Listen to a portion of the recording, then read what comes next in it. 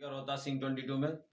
आज हम पढ़ेंगे आवेशित चालक की स्थितिज ऊर्जा। बहुत ही आसान तरीके से इस डेरिवेशन को समझेंगे कि इसके अंदर क्या होता है कि स्थितिज ऊर्जा होती क्या है। स्थितिज ऊर्जा उस कार्य में मापी जाती है जो किसी आवेशित यानी कि कोई चालक है उसे अनावेशित से आवेशित करने में, किसी चालक को अनावेशित से आवेशित करने में जो कार्य करना पड़ता है उसे हम क्या बोलते हैं, स्थितिज ऊर्जा कहते हैं। और वह कार्य स्थितिज ऊर्जा में बदल जाता है। तो इसका डेरिवेशन समझेंगे। हम जानते हैं, वी नो दैट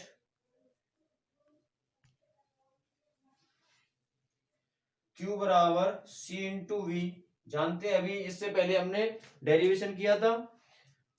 तो यहां से आप V का मान ज्ञात करेंगे तो V बराबर आ जाएगा Q upon C। Q upon C। अब हम क्या कर रहे हैं, अल्प कार्य कर रहे हैं। क्या कर रहे हैं, अल्प कार्य कर रहे हैं। तो एक फॉर्मूला होता है V बराबर W अपॉन Q। V बराबर W अपॉन Q। तो यहां से W का मान ज्ञात करेंगे तो W is equal to V into Q हो जाएगा। तो ये क्या है, संपूर्ण कार्य है। अगर हम अल्प कार्य की बात करें तो क्या हो जाएगा, DW अल्प कार्य हो रहा है तो अल्प आवेश होना चाहिए, तो DQ V। तो ये क्या हुआ, अल्प कार्य। ये क्या है, अल्प कार्य। ये क्या है, अल्प आवेश। ये क्या है, विभव। तो अब हम उसको कहां से लेके जा रहे हैं, उसको हम यानी कि अनावेशित अवस्था से आवेशित अवस्था में जो करने में हमें जो कार्य करना पड़ता है उसे हम क्या कहते हैं, स्थितिज ऊर्जा। यानी कि शून्य स्थिति से कहां तक लेके जा रहे हैं, आवेश तक। तो यानी कि लिख देंगे यहाँ पे, अनावेशित से आवेशित करने में किया गया कार्य, यानी कि जीरो से हम कहां पे लेके जा रहे हैं, आवेशित कर रहे हैं। तो यानी कि W, अब हम टोटल वर्क ज्ञात करेंगे तो W is equal to integration कहां से कर रहे हैं हम, शून्य स्थिति से अनावेशित अवस्था से आवेशित, शून्य स्थिति से Q तक हम क्या कर रहे हैं, आवेशित कर रहे हैं अल्प करके। तो DW, तो W is equal to integration zero से Q, और DW का मान कितना है, DQ। और V का मान हम जानते हैं DQV, इसे ऐसे ही रहने दीजिए। तो W is equal to integration zero से Q DQ इंटू V। और V बराबर हम जानते हैं कि Q अपॉन C, हमने पहले ही देखा था। तो W is equal to integration zero से Q DQ, और V की जगह पे हम क्या रख सकते हैं, Q। V की जगह पे हम रख सकते हैं Q upon C। Q upon C, इसे हम आगे लिख लेते हैं।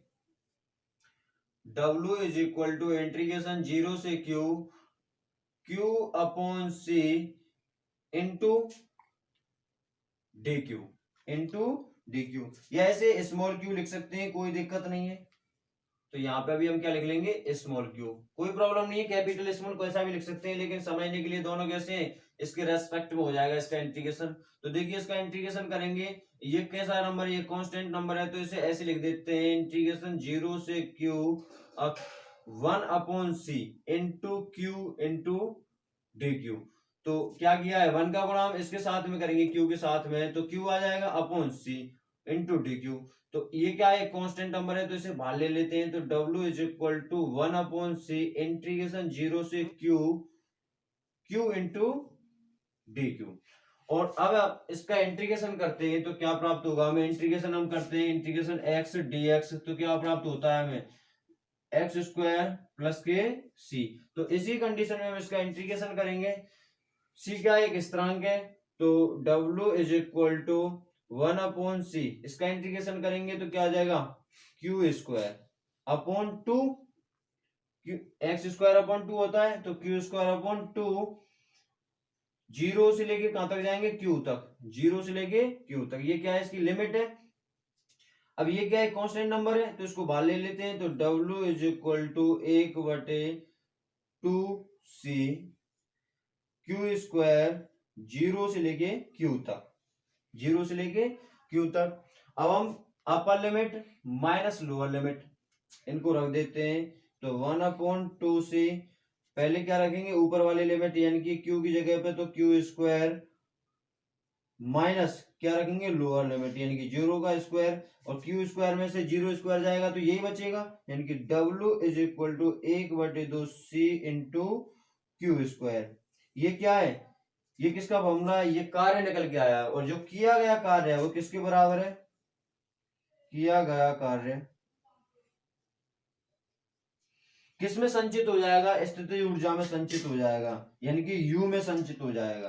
किया गया कार्य स्थितिज ऊर्जा में संचित हो जाएगा, तो W की जगह पे हम लिख सकते हैं कि W किसके बराबर हो जाएगा, U के। तो इस W की जगह पे आ जाएगा U is equal to 1/2C into Q square. ये इसका फॉर्मूला हो गया। यहां से हम कई फॉर्मूले बना सकते हैं। देखिए कैसे बना सकते हैं कि we know that Q is equal to क्या होता है, C इंटू वी, ये फॉर्मूला होता है Q is equal to C into V. तो इस Q की जगह पे हम C इंटू वी रख सकते हैं, तो U is equal to 1/2C into C into Q की जगह पे क्या रख सकते हैं, C into V, C into V का होल स्क्वायर, यानी कि इसका स्क्वायर है तो इसका भी स्क्वायर हो जाएगा। तो U बराबर 1/2C, अब देखो इसका स्क्वायर होगा इंटू में C square into V square, इस C से C कट गई तो U बराबर क्या हुआ, 1/2, ऊपर एक C बचेगी, C इंटू वी स्क्वायर। तो इस तरीके से हम आगे एक दो और बना सकते हैं, और यहां से एक तो ये फॉर्मूला हो गया, एक ये फॉर्मूला हो गया, आगे एक और बन जाएगा। तो यहाँ से न्यूमेरिकल भी बहुत अच्छे तरीके से हो सकते हैं, कुछ भी निकलवा सकता है आपसे, आवेश दे रखा हो तो आपसे विभव के बारे में पूछ सकता है, स्थितिज ऊर्जा के बारे में पूछ सकता है, किसी भी चीज के बारे में पूछ सकता है। तो इसके न्यूमेरिकल भी हम आपको करवाएंगे। अगर हमारी वीडियो अच्छी लगी हो तो लाइक, कमेंट और सब्सक्राइब करना ना भूलें। Thank you.